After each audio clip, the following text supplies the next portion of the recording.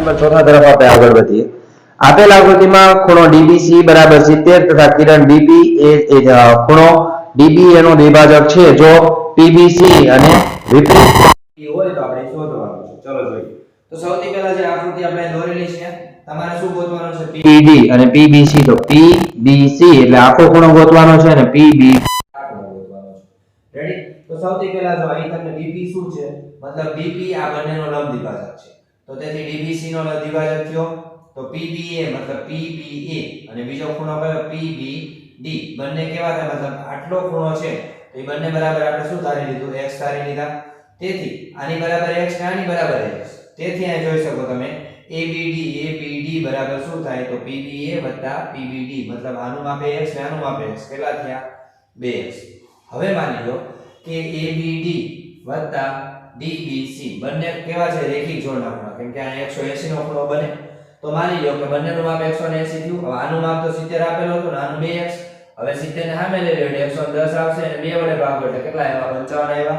હવે માની લો તમને x નું માપ મળી ગયું એટલે આ બંને ખૂણાના માપ મળી ગયા. હવે જો PBC તમારે ગોતો છે PBC તો PBD DBC મતલબ આનું 70 ને આનું કેટલું હતું? 55 એટલે એનું માપ તમને કેટલું મળી ગયું? 125.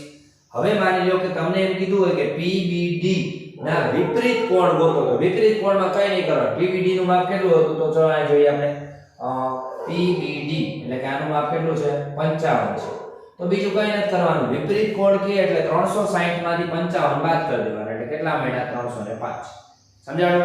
આ રીતે તમારો દાખલા નંબર ચોથો થશે. જોઈ લેજો, સ્ક્રીનશોટ પાડી લેજો અને હવે એના પછીનો દાખલા નંબર 5 તરફ આપણે આગળ વધીએ. ઓકે વિદ્યાર્થી મિત્રો? ચાલો વિદ્યાર્થી મિત્રો, હવે એના પછીનો દાખલા નંબર 5 તરફ આપણે આગળ વધીએ. શું કહે છે? જો કિરણ BDA ખૂણો ABC નો દ્વિભાજક છે તથા કિરણ BE એ DBC નો દ્વિભાજક છે. જો EBC બરાબર 19 હોય તો DBC ABC અને ABE શોધો. ચલો ત્રણ ખૂણાઓ ગોતવાના છે તો આપણે જોઈએ. ચલો સૌથી પહેલા આકૃતિ છે ABC માં ABD અને DBE EBC બધે શું છે? દ્વિભાજકો છે. એટલે આ ત્રણેય ખૂણાનો આપણે ગોતવાના છે. તો સૌથી પહેલા BE શું છે? મતલબ આ વચ્ચેનો ખૂણો લઈ. તો BE શું છે? તો BE AC નો મતલબ ABC નો દ્વિભાજક છે અથવા DBC નો દ્વિભાજક છે. તો DBE બરાબર EB. જો DBE EBC બંને માપ કેટલા થાય? સરખા. એટલે આનું 119 થશે અને આનું 119. હવે તમારે DBC ગોતવો છે આખો ખૂણો. તો સોરી આનું ખાલી 19 જ છે. હવે માની લો કે તમારે DBC ગોતવો છે તો DBE EBC મતલબ બંનેનો ખૂણો 19 + 19 કેટલાથી 38. એટલે આખો તમને કેટલો મળી ગયો? તો અહીંથી અહીંયા સુધીનો તમને મળી ગયો 38. હવે માની લો કે BDA શું છે? ABC નો દ્વિભાજક છે. તો BD આપણે લઈએ તો શું થાય? ABD DBC. તો ABD DBC બરાબર કેટલા થાય? 38. કેમ કે આનું માપ 38 છે તો આનું માપ કેટલું થાય? 38 થવાનું. હવે તમારે ABC ગોતો તો આરામથી મળી જાય. તો ABD DBC એટલે 38 + 38 કેટલા મળ્યા? 76. હવે તમારે ABE ગોતો છે ABE તો આનું માપ 38 ને આનું માપ કેટલું થયું? 19. એટલે બંનેનો સરવાળો કરી નાખવાનો. તો અહીં લખી ABD DBE બરાબર 38 + 19 કેટલા મળ્યા? 57.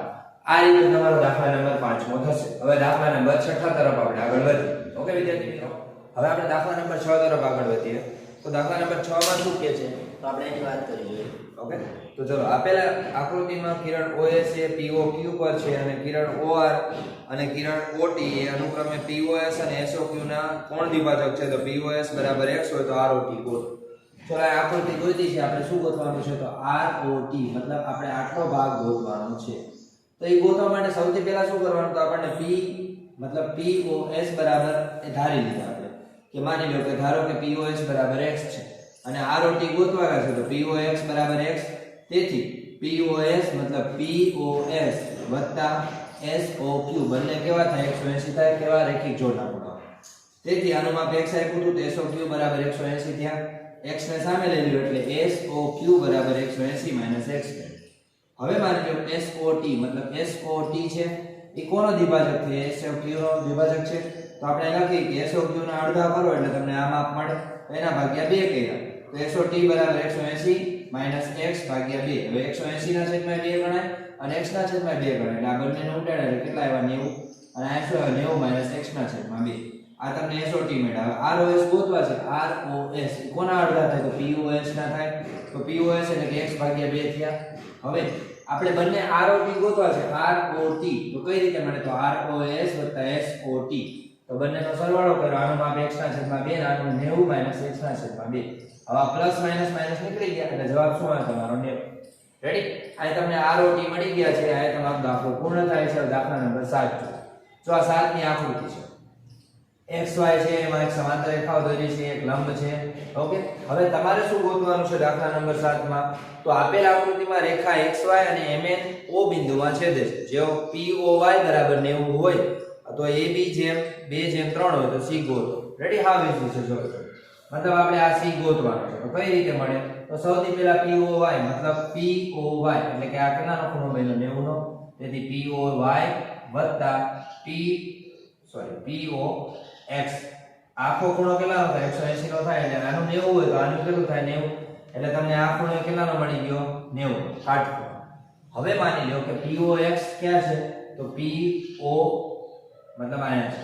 POX બરાબર a + b બંનેનો સરવાળો થઈ શકે. તો બરાબર 90 થાય એટલે કે a જેમ b. હવે b નું માપ તમારે ગોતવું હોય તો શું આવે? 3/5 * 90 એટલે 54 મળી ગયું. હવે b + c મતલબ કે b + c કેવા છે? તો એ છે રેખિક જોડના. મતલબ કેવા છે? રેખિક જોડના ખૂણા. એટલે 180 થાય બંનેનો સરવાળો. હવે અહીં તમે b ની કિંમત મૂકી દો એટલે c નું માપ તમને મળી જાય 180 - b એટલે 180 - 54 કેટલા આવ્યા? 26. સમજાણું? આયા તમારો દાખલા નંબર 7 માં પૂર્ણ થાય છે. જોઈ લેજો, આનો સ્ક્રીનશોટ પાડી લેજો. હવે દાખલા નંબર 8 તરફ આપણે આગળ વધીએ. ઓકે વિદ્યાર્થી મિત્રો, હવે દાખલા નંબર 8 ની વાત કરીએ તો આપેલ આકૃતિમાં PQR = PRQ અને તો સાબિત કરો કે PQS = PRT છે. તો PQS એટલે શું થશે? તો PQS = PQRT. તો આપણે શું કરવાનું? સૌથી પહેલા જો સાબિત કરવાનું છે તો PQS મતલબ PQS + PQR. તો આખો ખૂણો કેટલાનો થશે? રેખિક જોડના થાય. જો આ જગ્યાએ 180 બન્યા. હવે માની લો કે આપણે બીજો ખૂણો લઈએ તો PRT. રેડી? અને બીજો કયો ખૂણો આવશે? તો PRQ. એટલે આ રેખિક જોડના ખૂણા થાય. હવે માની લો કે તમે જોઈ શકો બંને રેખિક જોડ છે એટલે સમીકરણ 1 અને 2 નો સરવાળો આપણે કર્યો. તો PQS મતલબ બંને સરખા છે. PQS + PQR. PRT + PRQ. હવે માની લો કે PRQ છે, PRQ અને PQR બંને સરખા થાય. તેથી એને શું કર્યું કે PQR ની જગ્યાએ PRQ લખ નાખ્યા. આયા તો PQ PRQ હતા, બંને એક ઓરથી નીકળી ગયા એટલે શું આવ્યું? તો PQS = PRT. મતલબ PQS = PRT. બંને ખૂણા કેવા થાય? સરખા. અહીં તમારી સાબિતી પૂર્ણ થાય છે. આનો તમે સ્ક્રીનશોટ પાડીને દાખલો તમારી નોટબુકમાં ઉતારી નાખો. હવે એના પછીનો દાખલો જોઈએ, દાખલા નંબર 9. ઓકે વિદ્યાર્થી મિત્રો, હવે દાખલા નંબર 9 ની વાત કરીએ તો ખૂણો XYZ = 64 આપેલા છે. XY ને બિંદુ P સુધી લંબાવવાનું છે અને આપેલ સૂચના પરથી આકૃતિ દોરો અને જો કિરણ YQ એને ખૂણો ZYP નો દ્વિભાજક હોય તો XYQ અને QYP નો વિપરીત કોણ ગોતો. તો ચલો જોઈએ. સૌથી પહેલા તમને આકૃતિ આપેલી છે. મતલબ આકૃતિ મેં દોરી છે. XY છે જેમાં વચ્ચે Y ખૂણો આપેલો છે. આ બંને દ્વિભાજકો છે એટલે આકૃતિ તમારે દોરતા આવડવું જોઈએ. હવે તમારે ગોતવાનું શું છે? તો તમારે ગોતવાનું છે XYQ. મતલબ XYQ એટલે પહેલા આપણે આ ખૂણો આખો ગોતવાનો છે. પછી તમારે એનો વિપરીત કોણ ગોતવાનો. મતલબ QYP નો વિપરીત કોણ. સમજાણું? હવે શું કરવાનું જો? તો XYZ મતલબ XYZ + ZYP બંને ખૂણાનો સરવાળો 180 થાય. શું કામ? કેમ કે આખો રેખિક જોડનો ખૂણો બને છે. આનું માપ 64 આપ્યું એટલે ZYP તમને મળી જાય. 180 માં 64 જાય એટલે કેટલા મળે? 116. ક્યાં છે? તો ZYP. હવે આ બંને ખૂણા એના અડધા થાય. મતલબ YQ છે તો આનો દ્વિભાજક થાય ZYP નો. તો તેથી ZYP અથવા ZYQ + QYP બરાબર ZYP ના અડધા. એટલે 116 ના અડધા કરો એટલે 58 થઈ ગયા. રેડી? એટલે તમને આનું માપે 58 મળ્યું અને આનું માપે કેટલું મળ્યું? 58. હવે તમારે કોણ શું ગોતવાનું હતું? તો QYP નો વિપરીત કોણ. હા ઈઝી છે. આની પહેલા દાખલા મેં તમને સમજાવેલું છે. તો 360 માંથી 58 બાદ કરો એટલે કેટલા આવ્યા? 302. હવે માની લો કે તમારે XYQ ગોતવા છે. XYQ તો આ બંનેનો સરવાળો કરી નાખો. તો 64 + 58 એટલે કેટલા આવ્યા? 122. રેડી? જોઈ લેજો.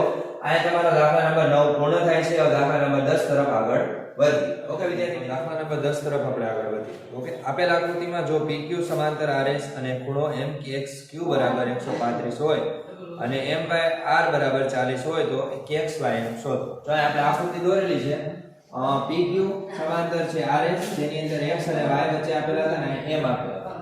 હવે મેં વચ્ચે એક સમાંતર રેખા દોરી છે જેને આપણે AB નામ દીધું, વચ્ચે આવેલા છે એમ. તો આ લખ્યું છે બિંદુ N માંથી આપણે PQ સમાંતર AB દોરી, મતલબ PQ સમાંતર AB દોરી. હવે શું કરવાનું તમારે, તો તમને ખૂણો આપ્યો છે MXQ, મતલબ કે MXQ અને બીજો ખૂણો છે XMB, મતલબ આ આખો ખૂણો છે તો એ ખૂણા બરાબર શું થશે 180. શું કામ? કેમ કે બંને રેખિક જોડના ખૂણા થશે અંદર અંદર. હવે માની લો કે તમને એકનું માપ 135 આપેલું છે બરાબર XYMB બરાબર 180. હવે 180 માંથી 135 છે એટલે એનું માપ કેટલું મળશે તમને 45. રેડી? તો તમને XMB બરાબર કેટલા મળી ગયા છે 45. તો આપણે અહીંયા લખી શકશું કે આપણને આપેલા છે XMB બરાબર 45 છે. હવે તમારે શું ગોતવાનું છે, તો YMB મતલબ YMB આપણે ગોતવાના છે. તો બરાબર શું થાય, તો YMB બરાબર થશે RYM, મતલબ RYM બંને ખૂણા સરખા થશે. શું કામ? કે જો અહીંયા Z બને છે, દેખાય છે ઉલટો Z, તો Z એટલે યુગ્મ કોણ થશે એટલે XMY બરાબર શું થશે XMB YMB, મતલબ 45 40 એટલે કેટલા થશે 85. આ તમને ખૂણાનો માપ મળી ગયો છે. આ રીતે તમે ગણી નાખજો અને તમે સ્ક્રીનશોટ પાડી લેજો. હવે એના પછીનો દાખલો જોઈએ, દાખલા નંબર 11. ઓકે, 11મા દાખલામાં આપણે શું કરવાનું છે એની વાત કરી છે.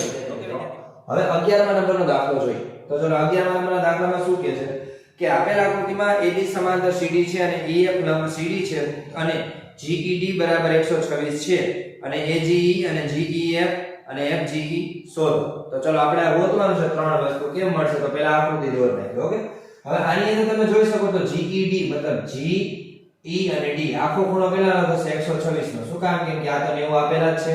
તો અંદર તમને કીધેલું છે જો કે GED બરાબર 126 એટલે આખો 126 થયો. હવે આ 90 છે એટલે આ ખૂણો મળે કે ન મળે, તો આપણે ગોતીએ. માની લો કે FED મતલબ FED ગોતો છે તો 90 થયો, કાટખૂણો થયો. હવે GED બરાબર GEF અને FED, તો આપણને GEF FED, તો આની અંદર તમને આનું માપ 126 આપ્યું હતું, આનું 90 આપ્યું હતું. તો આને 90 ને આ બાજુ લઈ લો એટલે GEF બરાબર 36 થશે. હવે માની લો તમને GEF મળી ગયા તો AGE તમારે ગોતવા. ક્યાં છે AGE બરાબર શું થાય GED, મતલબ બંનેના ખૂણા 126 થયા. કેમ કે યુગ્મ કોણ છે. હવે AGE FGE બરાબર 180 થયા રેખિક જોડના ખૂણા. હવે માની લો આનું માપ તમને 126 મળી ગયો, આનું માપ તમને નથી આપ્યું, આને સામે લઈ લો 180 - 126 કેટલા આવી ગયા 54. સમજાણું? આયા તમારો દાખલો 11મો પૂર્ણ થાય છે. હવે આના પછીનો દાખલો જોઈએ, દાખલા નંબર 12. આનો સ્ક્રીનશોટ પાડી લેજો ઓકે વિદ્યાર્થી મિત્રો. હવે 12મો દાખલો આપણે જોઈએ. ચલો વિદ્યાર્થી મિત્રો, હવે આપણે 12મા દાખલા તરફ આગળ વધીએ. તો 12મા દાખલામાં શું કીધું છે, આપેલ આકૃતિમાં જો AB સમાંતર CD છે અને APQ બરાબર 50 અને PRD બરાબર 127 હોય તો x અને y શોધો. હા ઈઝી દાખલો છે. ચલો આ રીતે તમને આપેલું છે, આનું માપ 50 છે અને 127 છે. હવે તમને ખબર છે x એટલે કયું માપ, તો આ તો APQ બરાબર 50 હતા કેમ કે યુગ્મ કોણ છે. જો આ રીતે z બને એટલે આનું માપ 50 હોય તો આનું માપ તમને 50 જ મળે એટલે x બરાબર કેટલા મળી ગયા 50. રેડી? હવે એનો મતલબ કે x y તો બંનેનો સરવાળો કેટલો થાય, તો આ બંનેનો સરવાળો થશે 127 કેમ કે જો આ રીતે z બને તો બંનેનો સરવાળો 127 થશે. હવે આનું માપ 50 આવી ગયું, આને સામે લઈ જાવ એટલે શું થશે 127 - 50 એટલે કેટલા મળી ગયા 77. સમજાણું? આયા તમારો દાખલો 12મો પૂર્ણ થાય છે. ઓકે વિદ્યાર્થી મિત્રો, હવે જો તમને દાખલામાં કોઈ પણ પ્રકારની ડાઉટ પડે, મિસ્ટેક પણ ન સમજાય તો તમે મને કોમેન્ટ્સમાં જણાવી શકો છો. અને આ જેટલા બી દાખલા હતા એ બધા જ દાખલાઓ તમે તમારી નોટબુકમાં ઉતારી નાખજો. ઓકે વિદ્યાર્થી મિત્રો, જો તમે અમારી ચેનલમાં નવા હોય તો ચેનલને સબસ્ક્રાઇબ કરો, લાઈક કરો અને તમારા જેવા ધોરણ 9 ના વિદ્યાર્થી સુધી એને શેર કરો. ઓકે વિદ્યાર્થી મિત્રો, થેન્ક યુ સો મચ. જય હિન્દ.